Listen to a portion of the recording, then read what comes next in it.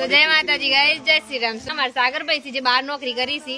હા પેલા કિશનભાઈ આ તમે ઓળખતા માલપુર વાળા તો ઓળખતા જ અહીંયા બે જણ જો લડાઈ છે તો દેખો ખાલી સ્ક્રિપ્ટેડ નહીં ગાઈસ, આ એમના મંદિર બોલ્યા છે બરાબર.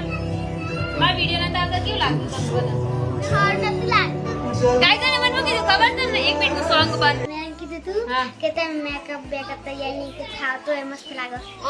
ક્યુટી. સો ગાઈસ ઘણા દિવસ પછી હું વિડિયો બનાવું છું. મારા થોડાક પરિવાર તરફથી થોડાક તકલીફ હતી. પરિવારની તકલીફ તો તમને કહી ના શકાય, નહીં તો વિવાદ થઈ જાય ઘરમાં.